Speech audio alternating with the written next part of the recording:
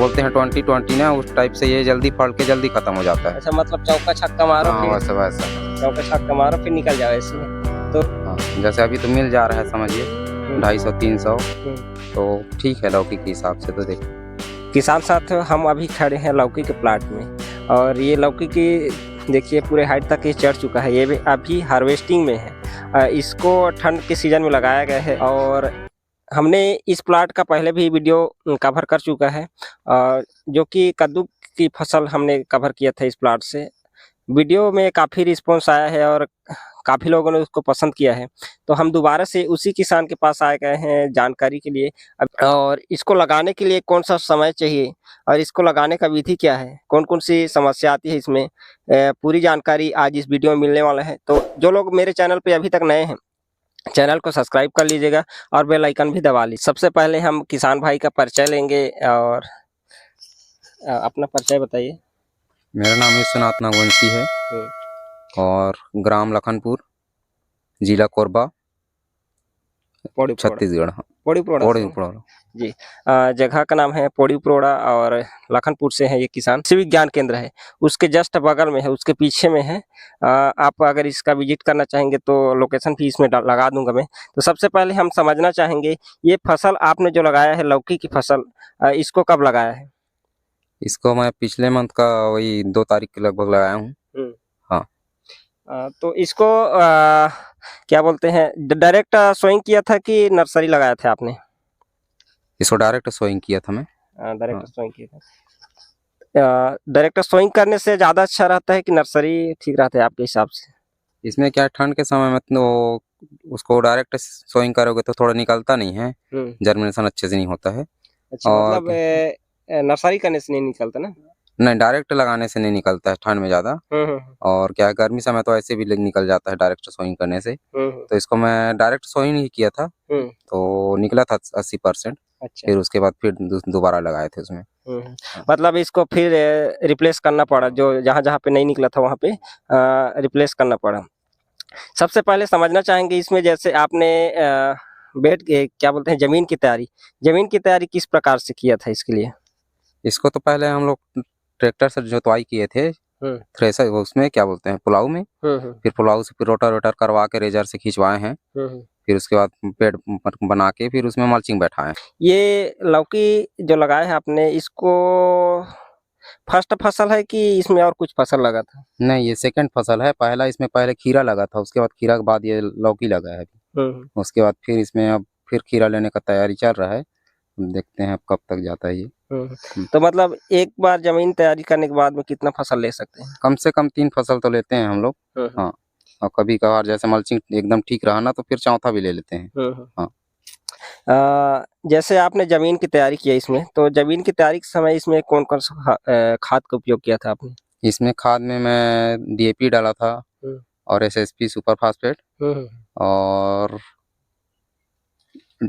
Potash डाला था। Potash ना? हाँ, तीनों के मिक्स करके आप जमीन में छिड़काव करने के बाद बनाए है कि नहीं बेड में डाले हूँ। जैसे बेड में थोड़ा गैपिंग करके ना बीज को उसमें डाला हूँ, फिर उसके बाद फिर ढका हूँ। ठीक। और इसमें गोबर खाद डाला है बस। इसमें आपके हिसाब से कौन कौन सा समस्या आता है अभी तक, जनरली आपने कौन कौन सा समस्या देखा है? अब इसमें तो ज्यादा डाउनी पाउडरी का ज्यादा आता है। हाँ, जो अभी तक तो उतना नहीं दिखा है, लेकिन आने का संभावना दिख रहा है थोड़ा सा। ठंड का समय आ रहा है तो नहीं? और ये मतलब तार बांस लगाना क्या जरूरी है?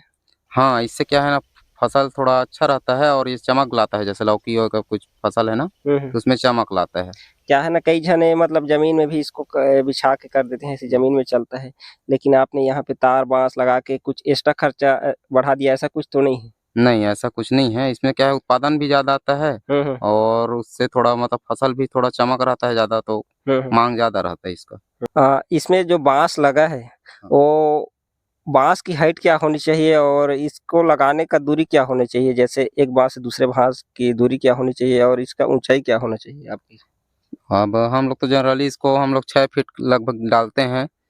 अच्छा, 6 फीट का पूरा बांस रहता है कि? नहीं, 6 फीट दूरी रहता है, एक बांस से दूसरा बांस की दूरी। अच्छा, 6 फीट रखते हैं। और जैसे ये हाइट है तो 7 से 8 फीट, जैसे बांस जैसा है उस हिसाब से फिर कटिंग करवाते हैं 8 फीट टाइप का। 8 फीट मिनिमम 7 फीट कितना होना चाहिए? कम से कम 7 तो होना चाहिए। 7 ना? हाँ 7 रहता है तो उसमें से कम 1 फीट फीट तो जाता है तो अंदर घुस 6 जाता फीट हाँ बचता है। तो इसका नीचे भी सड़ता होगा फिर बांस का? हाँ बांस तो सड़ता है साल भर में जैसे सड़ जाता है नीचे जो गड़ा रहता है। हाँ इसलिए लंबा रहेगा तो फिर जहाँ सड़ हाँ गया फिर सड़ गया उसको उसको निकाल। कटिंग कर करके फिर लगाते हैं। और ये वाला तार ये इसका क्या मतलब है? जैसे ये काला तार दिख रहा है उसका? ये काला तार ना जो क्या बोलते हैं ये लोड को सहता है ये इसीलिए थोड़ा सा इसको हैवी दे जाते हैं। हाँ बाकी और इसमें सुतली भी लगा रहता है ना? हाँ सुतली लगा हो किनार चढ़ाने के लिए लगाते हैं फिर उसे। हाँ हाँ यहाँ पे मैं देख पा रहा हूँ जैसे ये क्रॉस नुमा बांस लगा है, ये क्रॉस लगा है उसका लगाने का कुछ बेनिफिट क्या है? क्यों लगाते हैं इसको?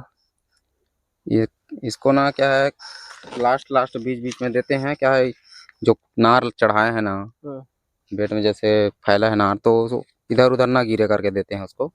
हाँ जैसे अगर नहीं लगाएंगे तो ये जो दिए हैं हम लोग गिरने के चांस ज्यादा गिरने का रहता है। चांस ज्यादा रहता है। कितना दूर में लगाना चाहिए क्रॉस वाला? इसको तो 2 से 3 खूंटे बाद लगाना चाहिए लेकिन अभी क्या है ना खूंटे थोड़ा कम ही था तो इसको कम लगा है बीच बीच में। हाँ ये इस प्रकार से खींचन तार लगाना भी जरूरी है। हाँ ये खींचन तार भी जरूरी है यही लोड को पकड़ के रखता है। लेकिन ये जो दूरी है इसकी, जो दूरी है जो बेड बो रहे हैं ना उसकी दूरी क्या रखा है आपने इसमें? इसको बेड से बेड के बीच की दूरी अब 4 फीट रखे हैं हम लोग। हाँ कोई थोड़ा नजदीक हो गया है कोई। हाँ तो आपके हिसाब से ये जो दूरी है ये आपको सही लग रहा है कि घना हो गया, पतला है कि घना हो गया, क्या ये क्या है थोड़ा घना हो गया है क्या है नार भी थोड़ा ग्रोथ ज्यादा कर दिया है ना तो घना हो गया है थोड़ा। अभी इसमें हार्वेस्टिंग चालू हो गया है क्या? हाँ हार्वेस्टिंग चालू हो गया है। कितना तोड़ाई हो चुका है अभी? इसमें अभी अब पहले तोड़ा था मैं 2-3 दिन पहले तोड़ा था तो 3 कैरेट टूटा था फिर दोबारा तोड़ा तो 18 कैरेट निकला था। अच्छा 18 का। आज जो लगाया हूँ ना तो फिर वो 32 कैरेट निकला है। 32 कैरेट हाँ। ना? कितना जगह में लगा होगा ये लगभग 60 डिसमिल करीब में लगा है। 60 डिसमिल। अगर इसको हम जैसे क्वांटिटी में समझना चाहें जैसे सीड की क्वांटिटी तो कितना सीड लगा होगा आपके हिसाब से? सीड में अब हम लोग अनुमान लगाते हैं कि 1 एकड़ में 8000 पौधा लगता है तो उस हिसाब से फिर 60 डिसमिल में 60 डिसमिल में हाँ 4000 से थोड़ा ऊपर ही लगा है। 4-5 हजार के आसपास लगा है। ठीक। और इसकी वैरायटी कौन सी है? ये वीएनआर का हरुना है। हाँ तो ये मतलब हरुना वैरायटी को कोई भी सीजन में लगा सकते हैं, फिर ये ठंडा के लिए है कि गर्मी के लिए है, कौन सा समय के लिए है? इसको तो अब उतना तो नॉलेज नहीं है फिर भी मतलब मैं लगाता हूँ तो हरुना ही ज्यादा लगाता हूँ करके ना जल्दी निकलता है फिर जल्दी खत्म हो जाता है थोड़ा सा करके ना दूसरा फसल लेने के लिए हरुना लगाता हूँ मैं तो। क्या कारण है कि मतलब इसको लगाने का मेन जो आपका? इसका हरुना लगाने का ये है कि ये जल्दी फलता है मतलब और मतलब जैसे बोलते हैं 20-20 ना उस टाइप से ये जल्दी फल के जल्दी खत्म हो जाता है। अच्छा मतलब चौका छक्का मारो हाँ, फिर वैसा है बस। चौका छक्का मारो फिर निकल जाओ ऐसे। हाँ। तो यहाँ पे मतलब रेट को भी ध्यान देते हुए भी लगाना पड़ता होगा क्योंकि अगर समय कम है हमारे पास तो कम समय में अच्छा रेट मिले तब तो ठीक है, नहीं तो फिर दिक्कत नहीं। हाँ तो जैसे रेट मिल गया तो अच्छा है और रेट नहीं मिला तो थोड़ा कम पैसा बनता है फिर। हाँ जैसे अभी तो मिल जा रहा है समझिए 250-300 तो ठीक है लौकी के हिसाब से तो देखा जाए हम लोग 250-300। 1 कैरेट में कितना वजन आता है आपके? वजन में डालते हैं कि क्वांटिटी में डालते हैं? नहीं ऐसी कैरेट में हिसाब से डाल देते हैं रहता है होगा 15-16 के। हाँ कोई फल दिखाइए जैसे यहाँ पे तोड़ने लायक होगा तो यहाँ पे ये मतलब ये तोड़ने लायक हो चुका है ना? क्या वजन होगा इसका लगभग? ये तो लगभग 800-900 ग्राम हो गया होगा ये 1 किलो के आसपास ना? क्या साइज बिकता है आपके मार्केट में? अच्छा? ये 700 से 800-900 के बीच 1 केजी मत हो ज्यादा तो अच्छा है।